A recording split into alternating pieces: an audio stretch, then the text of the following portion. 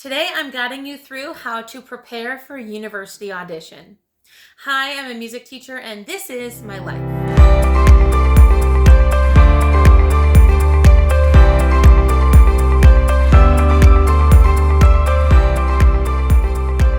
Welcome back to the channel, everyone, and welcome for those of you who might be new here. If you're watching this video, then chances are that either you yourself or someone in your life wants to go to school for music, and part of that process is an audition. Well, as someone who's already had that experience, I have a Bachelor of Music Education. I'm going to walk you step by step through how to prepare for an audition so that you're very prepared and hopefully less nervous. But before we get into that, you know what to do. Be sure to give this video a thumbs up, subscribe to the channel, and ring that notification bell so that you never miss another video. For the sake of this video being as helpful as possible for as many people out there as possible, I may give you some more general tips and advice, but be sure to do your own research to make sure that the particular institutions or schools that you're looking at has all of this information available. And remember that the things that I'm saying, I'm going to try to make it as universally helpful as possible, but I live in Canada. Maybe the rules or the process where you live is slightly different, so make sure that you familiarize yourself with those processes. So step number one is to do your research, and you can easily do that online. Look up what school A is looking for, school B and school C. If it's easy enough to learn repertoire that's going to fit all three schools' criteria, then that's great. Then instead of learning 4 different pieces, maybe you only have to learn 2 different pieces. When I was auditioning for university, a couple of schools were pretty general with their requirements. They said that it had to be at the grade 8 level as according to the Royal Conservatory of Canada, and they had to be in contrasting styles. So one that was more of a fast-paced, more technique challenge kind of piece, and one that was maybe a slower tempo and more of a singing style piece on the flute, at least. But it wasn't really too strict for a couple of those schools, whereas one school said you need to choose from this specific list of pieces. So I just chose one in each style that they were looking for, and I made sure that I also prepared the etudes or studies and the scales that they required for the auditions.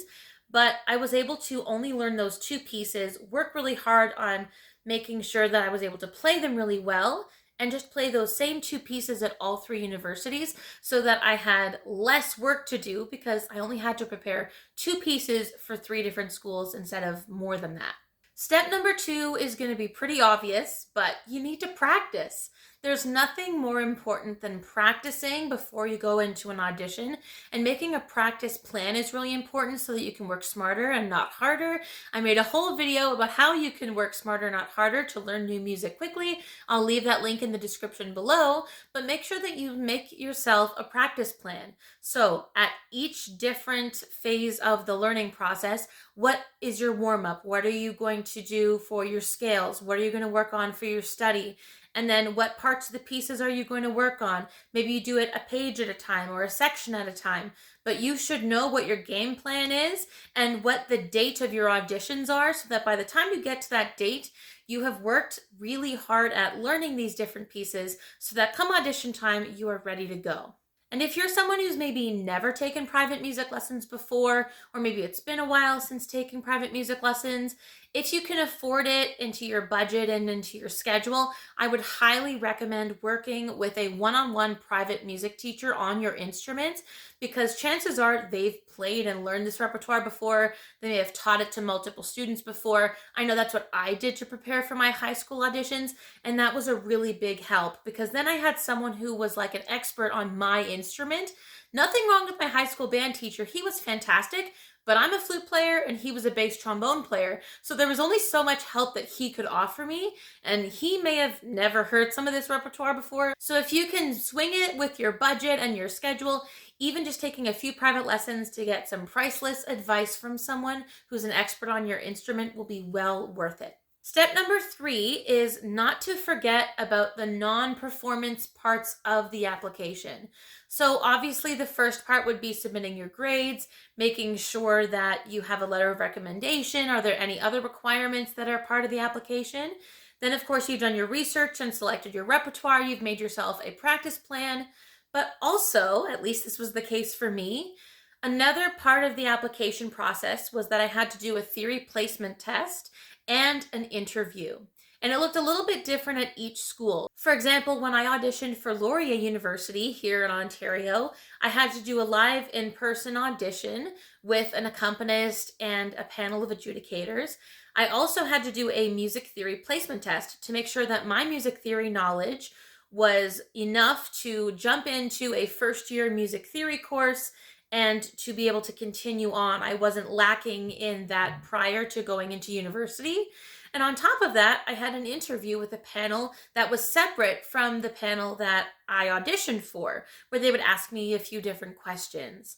So you have to be prepared for an interview as well, and the theory test. So make sure that if you aren't studying for those yet, that you start studying and brushing up on those theory skills and knowledge so that when it comes time to do that theory placement test, you will also be well prepared. Just keep in mind, though, that not every school does things the exact same way. So for one school, as an example, I had my audition in front of the panel. Then I went upstairs and did an interview with a separate group. And then I did my theory placement test. At another school, I did a theory placement test, and that was actually all done online. And then I actually went to the school and they had some time for me to rehearse with the accompanist ahead of the audition, which was wonderful. I felt very comfortable with the tempo that I had, the tempo the accompanist was comfortable with. I felt really supported through that.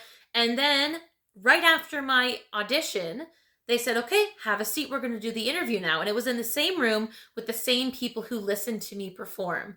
So it was actually really nice because then I got to talk to the flute teacher who ended up being my flute teacher, Dr. Kathleen Rudolph, who was a wonderful flute player. But it was great to actually get to sit down and talk to her as part of the interview. And she had just heard my audition. So that felt really nice too, that, okay, this is a group of people who know what my playing abilities are like under a sort of nerve-wracking pressure cooker kind of audition environment.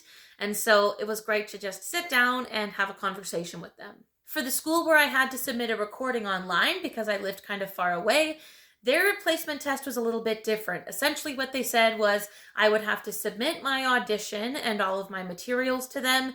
And then if I was successful, they were going to have me write the theory placement test in the fall right before I started school. But that was only if my audition was successful and if I wanted to continue on with accepting an offer from them if I got one. And a bonus tip here is to make sure that you also double check what the piano proficiency requirements are.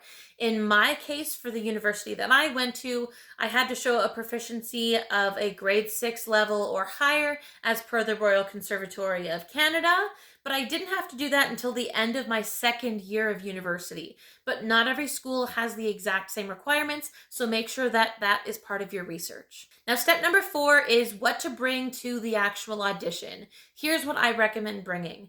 Obviously, you want to have a metronome and tuner in your bag. You want to make sure you have pencils, erasers, and you also want to make sure that you have something like a water bottle, particularly if you're a singer.